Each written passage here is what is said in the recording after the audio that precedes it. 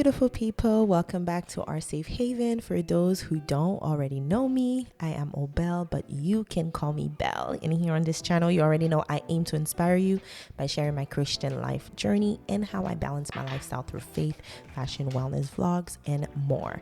So if you are interested in all these things, positive, inspirational, and spiritual growth, please subscribe so we can stay connected. Thank you guys.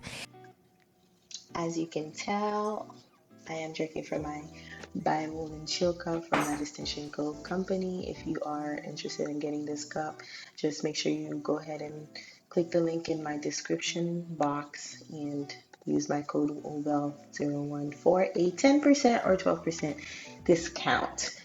All right, so just a little warning. Throughout this video, my husband's going to be rushing me so I can hurry up and get out because I am getting ready for church.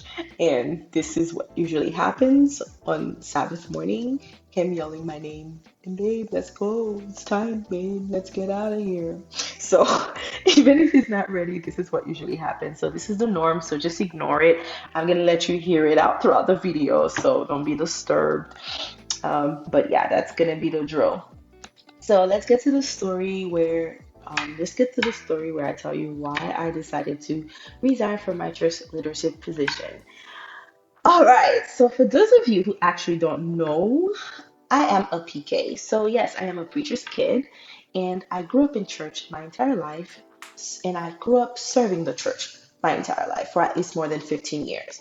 I've been singing, playing the piano, participating in every church activity since I was 5 years old. And I loved every moment of it and I loved every second of it. I enjoyed it. I feel like I was fulfilled. I feel like it was very fun. It was just the culture, and I liked it being in Pathfinder, especially being in Haiti because I'm Haitian. We had a lot of great things that were happening for young people. Like Pathfinder was really cool and fun. Adventures is basically what we call it. If you're a Seventh-day Adventist, you know what I'm talking about. Basically, these were like the stuff for young people. It was so much fun, and we had camps and all that greatness. And as I moved to the U.S. as well, I continued on, with church activities. As a PK, it is expected of you to be doing all these things in church. It is expected of you to participate in almost every single thing at church. Like you are going to do everything that you can think of because that's just the mission, my friend. But also as a PK, for those of you who have PK friends or who are actually PKs, the struggle is real. And there is a certain expectations that comes with that title that puts a lot of pressure on you. And I feel like I was getting all of that pressure. I feel like as a PK, I was so pressured to put on a face and be performative at all time and to make sure that I spoke correctly and spoke right and behaved correctly. There was no room for error. No room for error whatsoever. And that kind of pressure can really take a toll on you because it's like it doesn't allow you to be a kid. And as a teenager, I feel like I was really stressed. And although I was really good at being performative and putting on the face and doing all the things and being active and being out in church and playing and singing and, being the youth leader, being the choir director, it was a lot. And I really did enjoy it. But as I started to get older, I started realizing that I wasn't, you know, fulfilled spiritually. And what I mean by that is sometimes you grow up doing all these things because that was what was introduced to you. And even if you get baptized, which I got baptized at a young age, I think at the age of 13, 14, like that really doesn't mean anything if you don't start getting to know Christ and start figure out what your purpose is on earth. And thankfully for me, I feel like I experienced depression early on as a kid because of all of those pressures.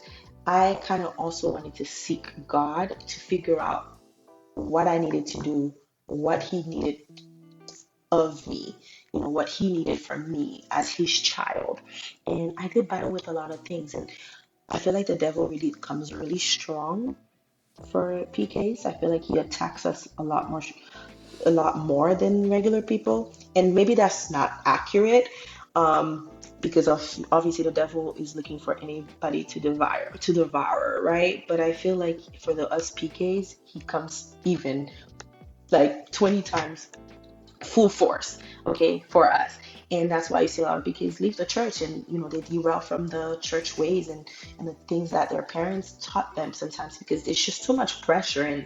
And when you see a lot of the fakeness that happen at church, and a lot of the judgments that happen, and a lot of the pushing of youth in the church, it's really hard to just stay in, because and it's really easy for you to kind of let the devil use you to just go away from that environment. So for me, although that didn't really happen, but I still feel like internally I wasn't happy. I was feeling a little sad and depressed.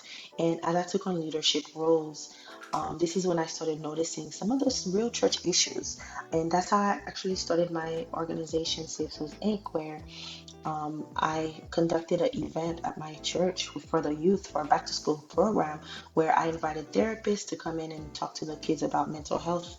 And those kids were able to express themselves and raise concerns that they were having, that they couldn't talk to their parents about, and they were expressing how they had suicidal thoughts and all these things. Excuse me as I'm drinking my little tea, and yeah, it was a little bitter, but it was really good. Yeah, so it's like, as the kid expressed all of those things, I realized, wow, there's a real need for mental health um, awareness. And so I started, Safe Souls Inc. And that's when I started to find purpose. And God kind of led me to creating that organization to bring more awareness to our Afro Caribbean community. If you want to know more about that, I will. But if you want to check us out, it's Safe Souls Inc. Um, sixsoulsinc.org. You can check us out to learn more about what we do. But yeah, to continue my story, I basically felt like I needed to find some type of inspiration, some type of to be fed more spiritually, and to feel like I was having some sense of purpose. And I saw a quote somewhere that I feel like I relate to. It goes well with what I'm trying to say. It says, "Don't be a Christian that grew up in church but never grew in Christ." And I think for me at the time, that's what I was feeling. I felt like I was in church doing everything, just partaking in all activities, being the youth leader, being the choir director, being the music director, doing praise team Sabbath morning. But I feel like I really wasn't growing in Christ. And for the last 2 years, I've been trying to find God more and more. Although I was always about God, but I wasn't really intentional about Him. And as I became more intentional about Him and all of the things that I was doing, I started to find who He is and what He wanted me to do. And although I was finding my purpose in terms of the people that I needed to serve, I was at the same time getting church burnt out, or church, like I was getting burnt out from church. I'm sorry. So people don't talk about being burnt out from church, because it's like, what do you mean you're getting burnt out from church? That sounds like weird, right? Like somebody who grew up in church talking about they tired of church. Like it sounds so negative, but it's a real thing, because it's like when you're in church doing all of those things all of the time, and you're not really resting, and you're not really rotating and finding ways to actually take care of yourself, then you can easily get burnt out if you're the same person doing the same thing every single Saturday. And that was me. And I got to a point where I was like, I can't do this anymore, but I'm just gonna keep going, because I felt guilty about the thought about even trying to dismiss myself from having so many roles and titles at church.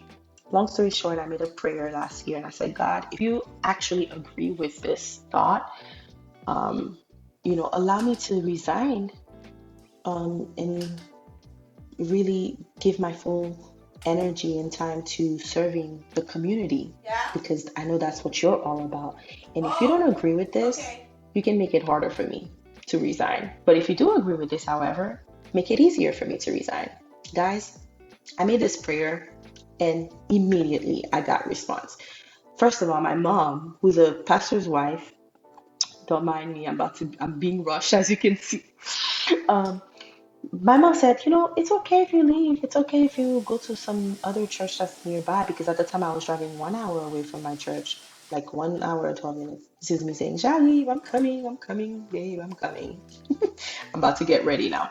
But yeah, my mom was like, yeah, you can go ahead and leave and go somewhere that's closer to you. And it seems like you're really tired. And I'm like, this is a first for my mom to say to me because I'm like, how would she say that stuff to me?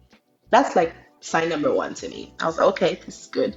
Then I was like, okay, let me talk to the pastor at the time. So the pastor, I spoke to him. I said, hey, pastor, it's kind of sad that I'm gonna have to tell you that I'm gonna have to resign from my position because I feel like I have a lot to do within my organization that I'm not able to do, and I won't be able to, but I will give you people to replace me in those roles. If it, and eventually he's like, yeah, I see, I understand, just let us know when you can come, but I understand you're doing great work with your ministry, so I definitely understand. Guys, how could you not? Everything seems so smooth, and I was able to resign comfortably. And although it was a really hard decision because I battled with it for weeks before I did it, but I knew that this is what God wanted to do. And eventually at the time, I didn't know that I was going to be traveling every other weekend for my organization to serve people. And soon as I did that, I was able to travel every other weekend to serve my Haitian people with my organization through my organization work. And that's just to say, when you are praying for something, no matter what it is, big or small, God will answer your prayers. And I feel like I feel a lot more fulfilled, a lot more happier. I feel a lot happier with what I'm doing. And I don't regret that decision because I know that God was also in it. So with that being said, guys, I hope that you follow God with all your heart and that everything that you do, you include him in it so that he can direct your path.